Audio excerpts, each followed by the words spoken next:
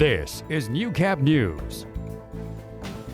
Good evening and thank you for joining us. It is said the town of Wainwright has only had 2 murders in its history, one back in 1914 and the other just last week. The news of this homicide sent ripples throughout the community of just over 6,000 people. I was able to visit Wainwright today to find out how citizens are showing support for Nicole Clifford's family after her sudden death. I was shocked and could not believe it. A sentiment not only felt by Wainwright's mayor, but by a majority of the town since they heard of the suspicious death which happened in this quiet neighborhood late last month. The victim, 31-year-old Nicole Clifford, whose absence was reported to the police when she didn't show up to work on February 24th. After RCMP conducted a wellness check, they found Clifford's body in her home. On February 28th, an autopsy was conducted by the Office of the Chief Medical Examiner in Edmonton, which determined the manner of Nicole Clifford's death to be a homicide. When her death became known, a GoFundMe page was set up within a matter of hours to raise money for funeral costs and for her 2 children she left behind.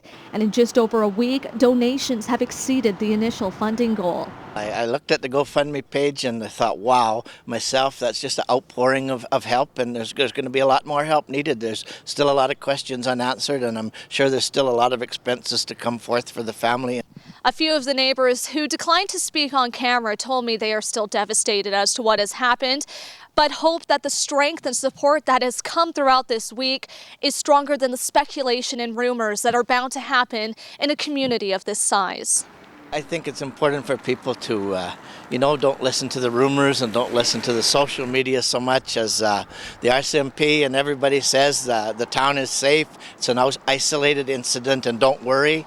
At this time, members of the Wainwright RCMP and members of the Major Crimes Unit are continuing to investigate the situation. Our Forensic Identification Unit has also been involved in examining the scene and gathering evidence in this process. For most, the 2017 Academy Awards will be remembered for the gaffe in handing out Best Picture. However, Dale Wells and the rest of the team at Wells Asset Management in Lloydminster were celebrating after seeing Viola Davis take home Best Supporting Actress for the film they helped produce, Fences. Wells says they've been bombarded with messages of congratulations and social media and calls from prospective partners. I don't think anybody knew it was going to be this large, when we first got into it, but now that it is, and it is what it is, there's no doubt that, I think about it, quite often and very proud to be a part of it, very proud. It was also rewarding to see Davis win her first Oscar in 3 tries. It felt good to see her win because I think truly she actually is a good person as well, and it was nice to see somebody like her win, and I loved her speech. And Wells Asset Management has a number of film projects coming up, including the Charlize Theron dramedy Tully. Sean Coles is yet another Lloydminster resident that's endured tough times after leaving and being unable to return to his job in the oil field after an injury to his back. However, a longtime passion has tapped into his creativity and allowed him to get back on his feet. Josh Ryan has more.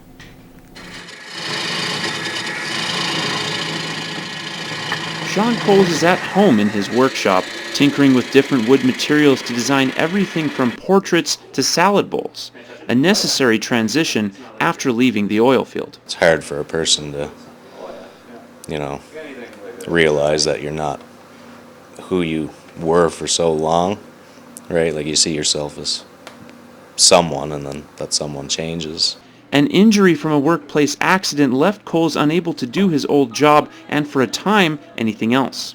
He was pretty much bedridden for quite a long while, and it was hard for him to get up every day to do anything. I'm still seeing, specialists and stuff, chiro, physio, massage and everything every week. As he recovered, Coles spent even more time woodworking, a long-time passion. I do my own take on rustic. Like I'll plane everything down, clean everything, and bring it back to its original state, and then I'll finish it. And it seems to be pretty popular. It seemed to be something that he just fell in love with and has loved ever since. Soon, Coles found there was quite a market for many of the items he designs and began his own woodworking business. Doing this, you know, it's at my own pace. I can rest when I need to, and I can still go to all my appointments and stuff too. It makes it a lot easier. Silver Fox Creations is up and running, and since Coles took to social media, the interest has grown. You know, started the Facebook page and Instagram account this last year, and it's kind of really helped with. Getting to this point, however, would not have happened without his fiance's support. I need her help, even though I don't like saying that, but she's always here to, you know, police me a little bit. Josh Ryan, Newcap News.